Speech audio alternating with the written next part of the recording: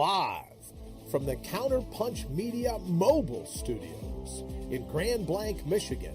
It's time for real lives, real families, real fitness. It's time for Derek Noel Fitness. What is going on, everyone? Derek here, and today I'm sitting here with owner of Jenkins Family Boot Camp in North Branch, Michigan. Huge history, very successful coach that I've had the pleasure of knowing for, God, like 7 years now. It's been a long time. Mr. Scot Jenkins.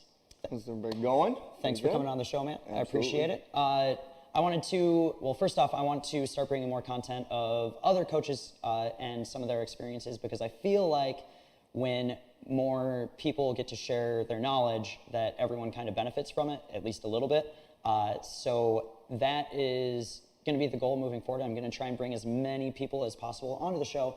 And Scot is basically the first of this nice haul of people that I'm going to be trying to bring in. And again, he has tons of knowledge. He runs a pretty nice place up here. I mean, you could probably see just looking behind us. It's a nice gym.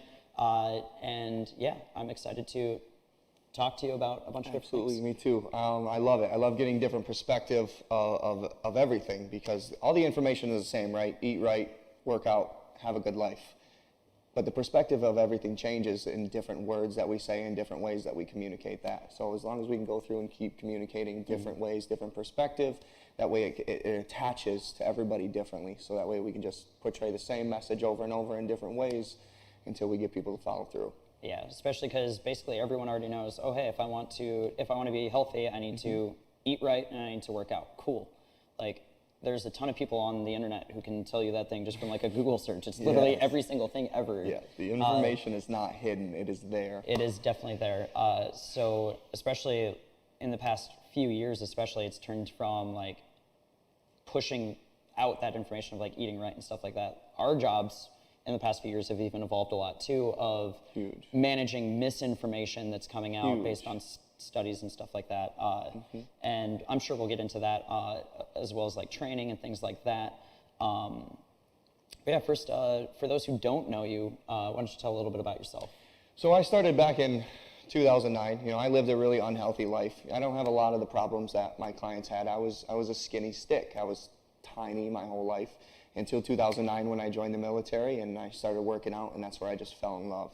You know, I spent 8 years in the military. I was National Guard, so I got to stay home and actually start my career with who he's working with right now is Brian Calicay at FitBody, and I just started from there and loved learning about this, and to realize the more that I learned, the more that I didn't know. There's just still so much out there that you don't know until you look for it.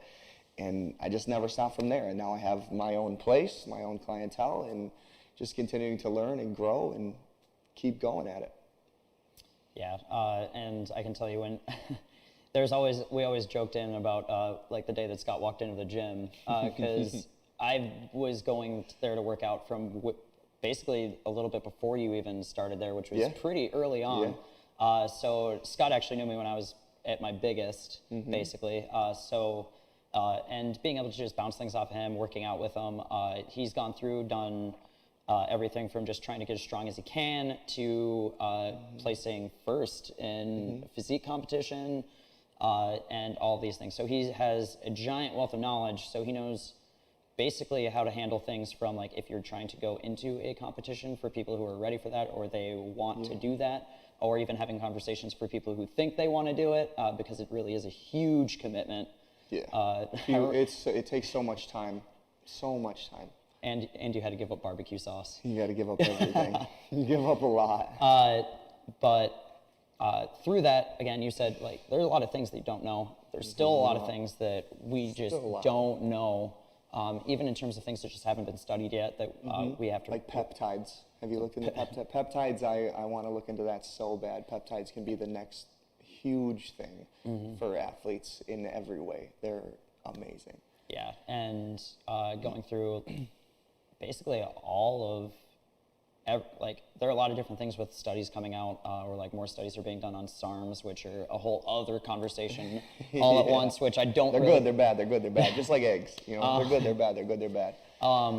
But actually, speaking of eggs, nutrition is a really big pain point for a lot of people because people see like, oh, hey, keto works. I dropped 60 pounds on keto, or intermittent fasting is the way to go, or I've actually, Joe Rogan just did the carnivore diet for a month to see what that was, which I didn't think that people actually did. I thought it was almost like a joke but yeah, people do that, or veganism. And the blood panels on it are extraordinary for some reason.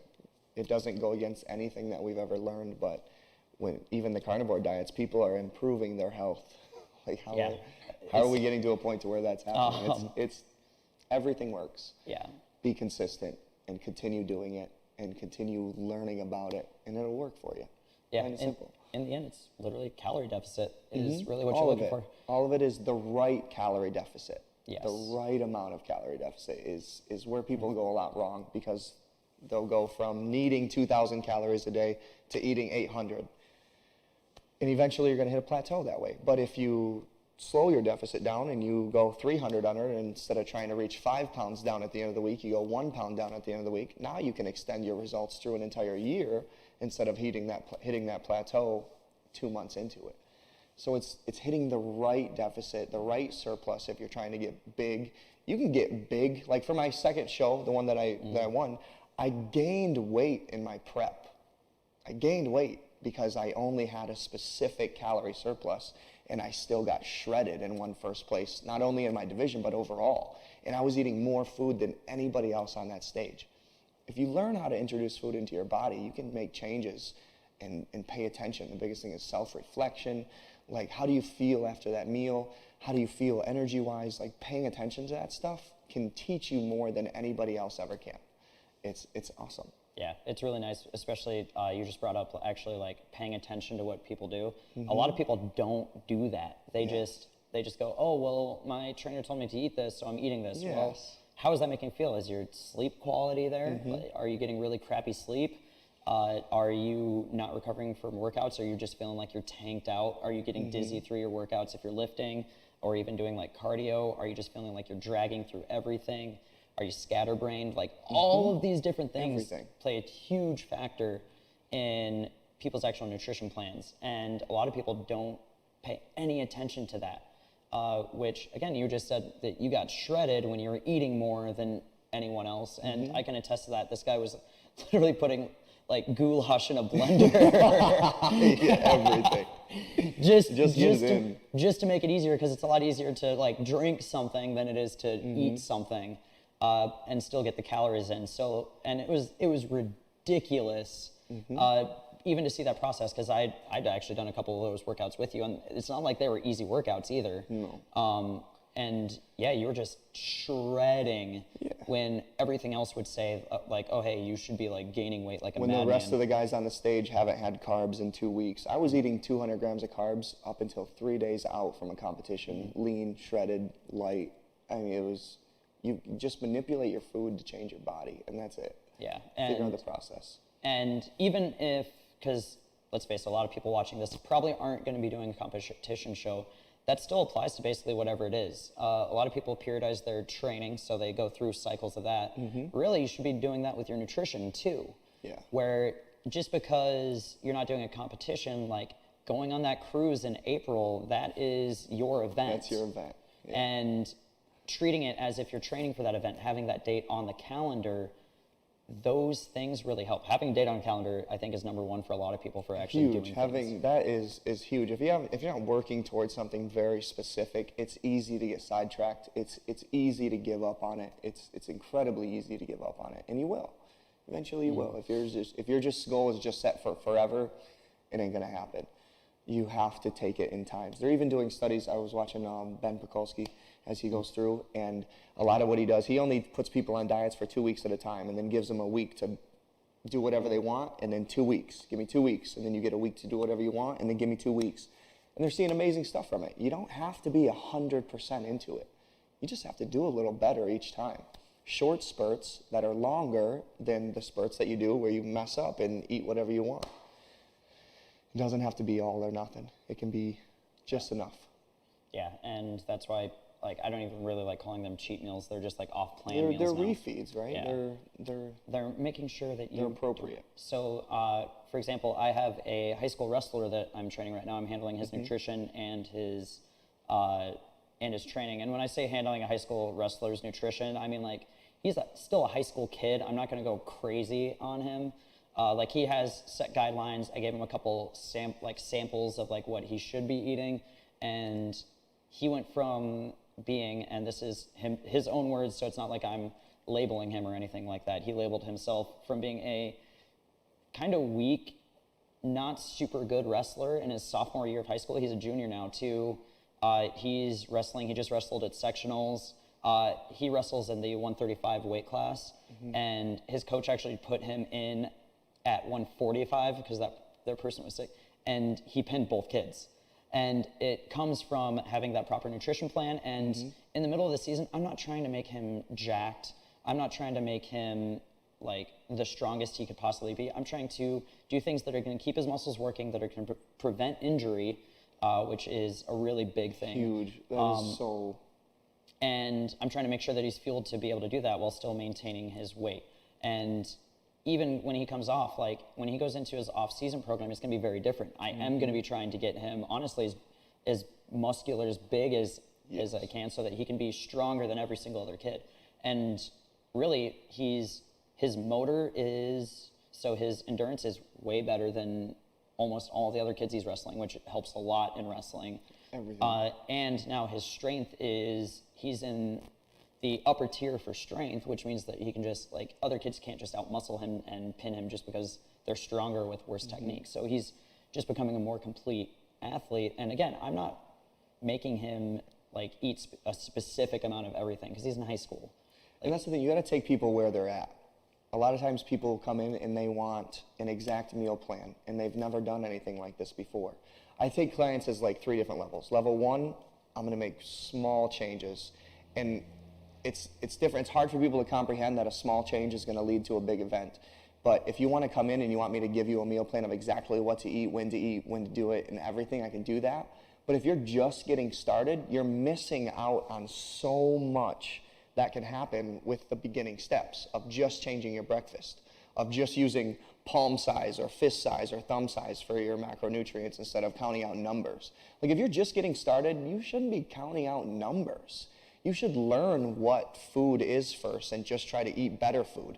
When you become a level 2 client, then we're going to go for calories, and we're going to give you the specific amount of calories that you get, right? Try to hit those numbers, get comfortable with them.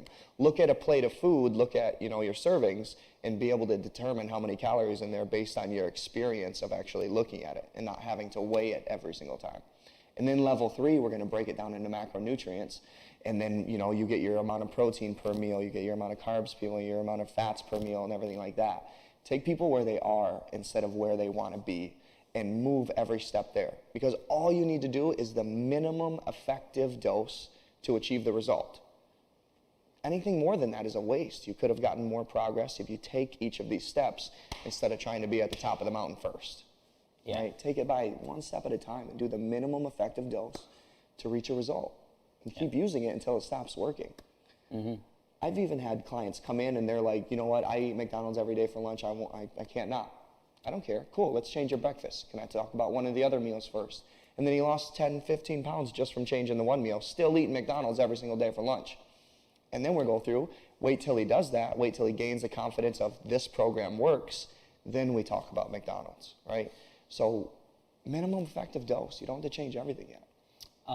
Yeah, for sure. That's super important, especially like we see it all the time, seeing people coming into the facilities that we did at boot camp, and even like some of the online clients that I'm working with now there's some people who can handle that, or there's some people who are drinking alcohol 5 or 6 nights a week and wondering why nothing's happening, even though they're like, eating is completely on point, like they're doing great with that. And then it turns into a conversation of like, hey, like maybe let's just not even go cold turkey, just be like, hey, let's like cut that 4 or 5 a night down to like 3 or 4 a night and start working it out, and then taking those baby steps and doing things like that. We're actually going to take a quick break. When we come back, we're going to be talking about different things like rehabbing injuries and things like that. So. You're listening to Derek Noel Fitness here on IPMNation.com/counterpunch. He'll bring the smarts. Now the sweat, well, that's up to you. And we are back. So we were just talking about basically taking the small steps to get the big result. Because really, and even then, you said earlier, start focusing on losing like maybe, or like a 300 calorie deficit, maybe losing like maybe a pound a week or something like that, instead of trying to go for 5 pounds in 1 week, or like 15, 20 pounds in 2 weeks, which is insane. And like, can it be done? I mean, yes, but is it what you should be doing? No. If you're 400 pounds plus, your health is severely at risk. Let's get the weight off fast. Let's do it quick. But if you're only got 50, 40, 30 pounds to lose, do it for the long game. Do it for your actual health and not for the vanity of just being smaller. Yeah, that's huge. For sure. Especially a lot of people don't think about it. If you're doing a pound a week in a year, that's 52 pounds. And a lot of people who are talking about, I only want to lose 5 or 10 pounds, like, really, they absolutely do not need to lose 52 pounds. Yes. So it turns into this, basically figuring out what realistic goals should be and a nice timeline to do it, which is why having that event on the calendar is nice, which is why working with someone who's actually qualified to help you out is good too. That's huge. Vet your trainer, vet the people that you have working for you, everything. It matters a lot. Yeah. I was just like every other 18-year-old when I started lifting. I just lifted the heaviest possible thing I could pick up. Didn't care how I did it. And the first 3 years of my lifting career, I hurt myself a lot. I've had shoulder injury, hip, low back, and knee that have all followed me through. And after those first 3 years, I actually had to realize, like, what am I doing? Like, how am I going to continue to do this? How do I get bigger without continuing to hurt myself? And that's where food played the biggest role. And then learning about injury prevention, rehab, like I became my own physical therapist. So that way I could continue doing what I love to do. And that was the only way to do it. Yeah, and as someone who watched you go through this, there was a little period in time where even you were like, I'm just not going to do these things. And I think you realized pretty quickly that sometimes that's not the best way to go about things. Yes. And so what have you learned through the actual experience of rehabbing those No things? injury is ever healed by sitting there and doing nothing. That's not how you heal. They show you that, number one, every injury should be because of movement, blood flow, nutrient flow, trying to get that muscle to work through its full range in order to restore full range of motion within the joint and to work the muscle. Not heavy lifting, but enough tension to create a metabolic response where the muscle has to repair itself. If it doesn't do that, it gets weaker and it's not going to get better. You have to work the range, you have to improve your range of motion, and you have to work that muscle. The boring part is it's really lightweight, so people don't want to do it. It doesn't feel effective. It doesn't make you breathe really hard. It doesn't feel like a really hard workout, so it doesn't feel effective, and therefore people don't want to do it. It's the tedious work.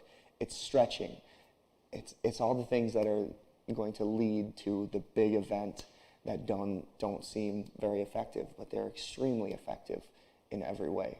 I've had to rehab my rotator cuff, my bicep tendon, my subacromial bursa had a lot of inflammation. I had to get shot in there, everything. So it took me a long time to realize that I shouldn't be lifting overhead as heavy as I possibly can, even if I do it really well. I'm a huge, huge advocate of moving in a very specific way for the body, and I can show every exercise detailed of exactly how to do it to get the most out of it. But there are some ways you shouldn't be moving, and there are some ways that you should. Yeah, and even like the other thing that I've noticed as I've been coaching more people is knee injuries are super prevalent, or like previous knee injuries, or just not being able to have that full range of motion. And I'll use a squat as a really big example of this. Of people have a knee injury, and like obviously I'm going to put a disclaimer here. Like depending on the injury, most knee injuries are actually like a dysfunction of something in the ankle or the hip. Ankle and hip. Ankle and hip mobility is all of it. So a lot of times, like if you have a tight knee, like working on your ankle or your hip will kind of fix it. Obviously, if you've torn an ACL or an MCL, then that's beyond the point of like, oh, hey, if I just do a little hip work, it's going to fix it. Surgery will fix that. But if you did it before, you wouldn't have had it. Yeah. But people are scared to go through like any remote range of motion on it, or they are scared to squat when a lot of times it's just learning the proper way to squat, because squat done properly doesn't really mess with the knees all that much. There's some compressive When forces proper, in it. But and that's the thing about it. We could sit here and have an hour-long conversation about how to do a single exercise, the squat. There is so much to it, especially just to warm up. You shouldn't even be getting under the bar until you do a 20 to 25-minute warm-up, a mobility drill. If you're going in heavy that day, like the thing that we see is like we see Thor squat 1,000 pounds, right? And that's the only video we see is him get under the bar. We didn't see the work leading up to that. That man does a massive amount of mobility work. I mean, massage and therapy and movement drills and getting everything ready to prepare for that squat. Yeah, and people will, so they'll just be straight up be scared to squat because all of a sudden squat hurts your knees. Well, literally the only thing you have to tell them is like, hey, just push your butt back a little bit before you go down.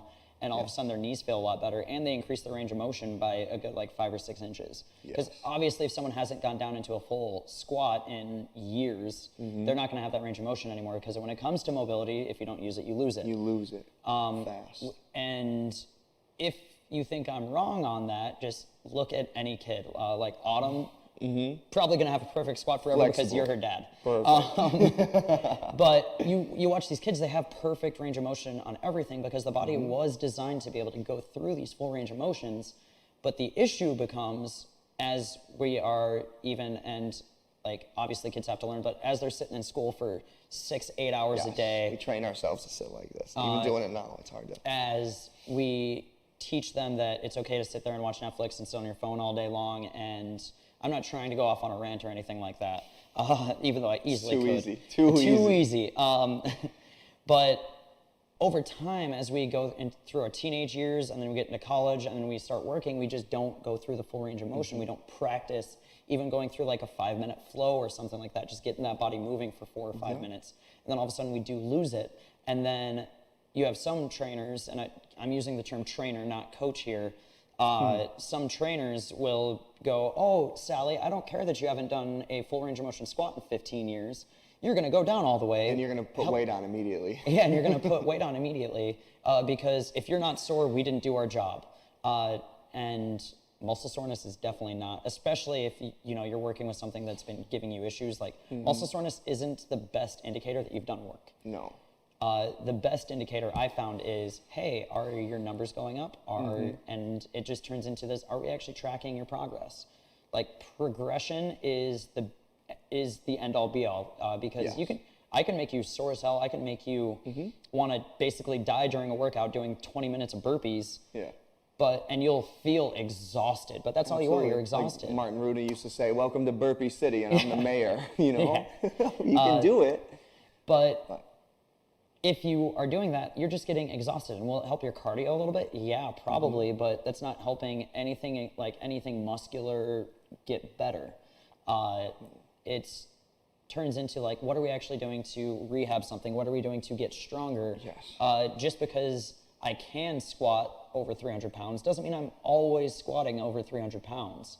That range of motion, the minimum effective dose, like what you said. Minimum effective dose. Because I can work up to a daily max of a squat and max out on squat every day. Did that for a while. I did do that for a while, and Scott looked at me like I was crazy when I was doing it.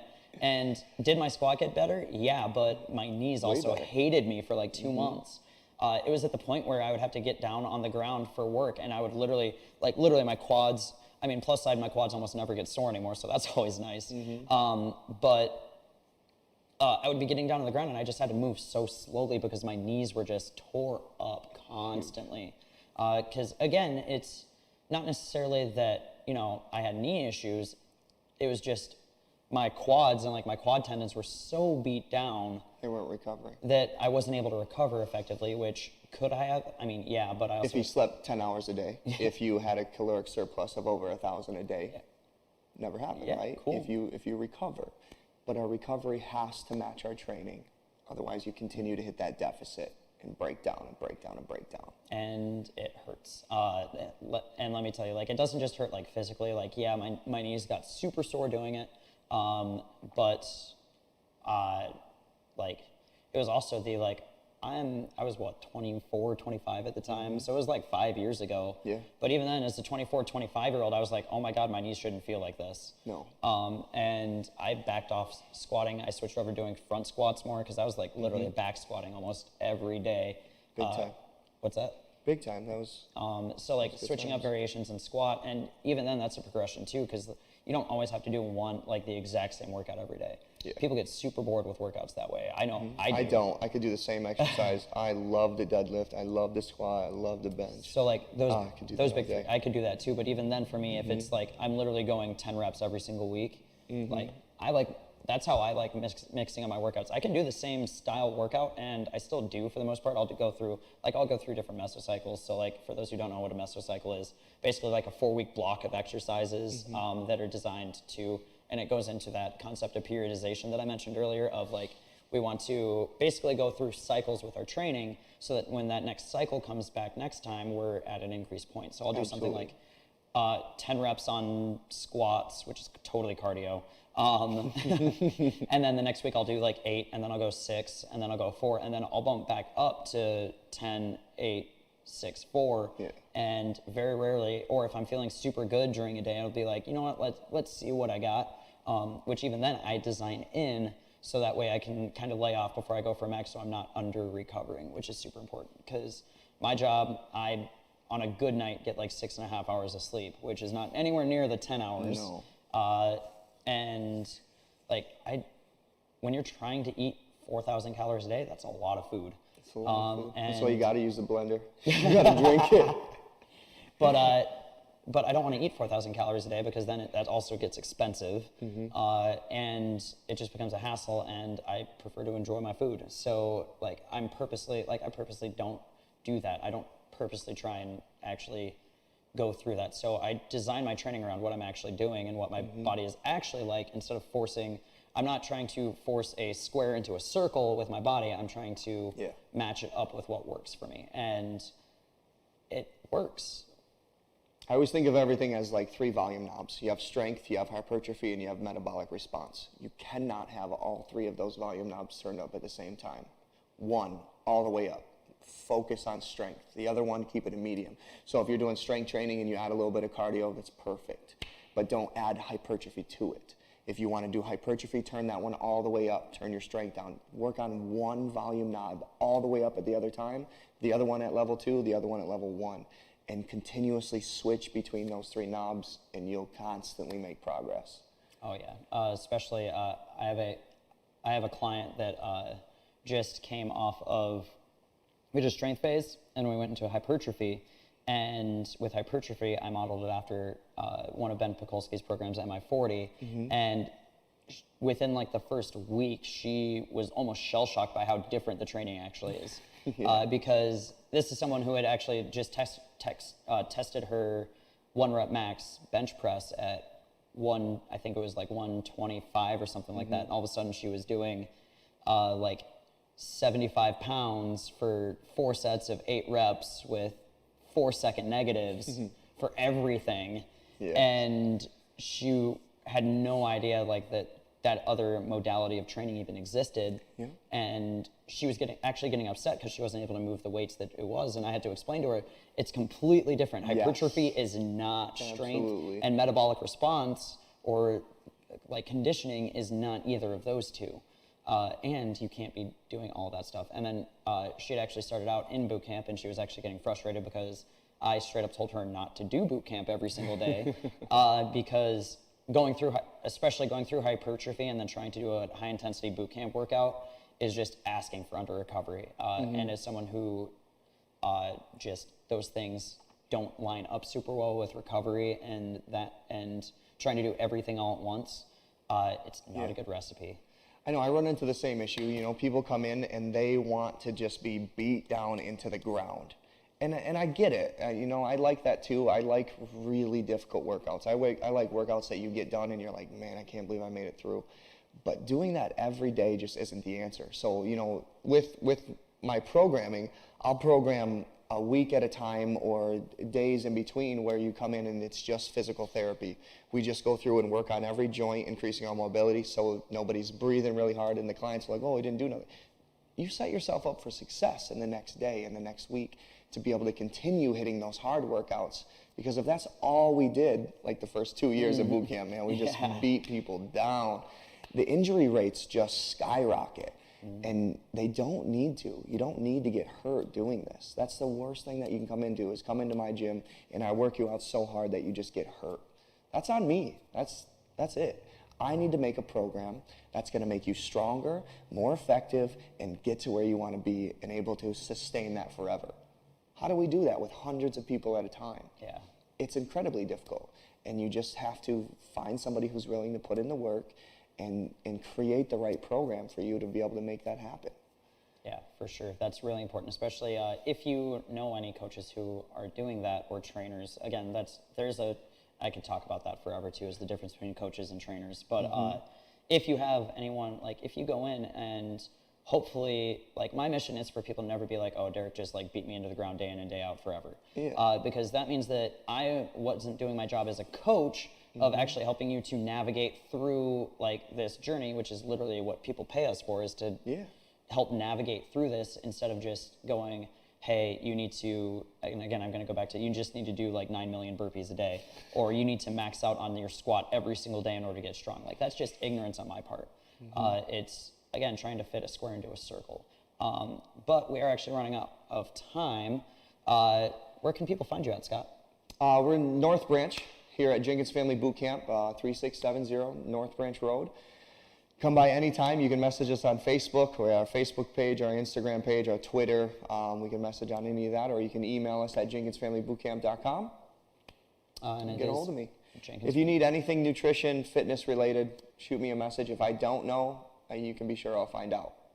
Yeah, and I can attest, as someone who's known Scott for a long time now and worked with him for a short period of time. By the way, for those who don't know, Scott's actually the one who trained me on how to run group training sessions. So he's actually the person that I learned from when it came to actually starting to coach people. He's one of the first people that actually taught me that stuff, which is why I also wanted to have him on the show, because he does have that knowledge. And yeah, plus I got to come hang out with him today, which is pretty cool. All right, thanks, Scott. I appreciate it. Cool, man. Thank you. All right, appreciate it. Have a nice night, everyone. Cool.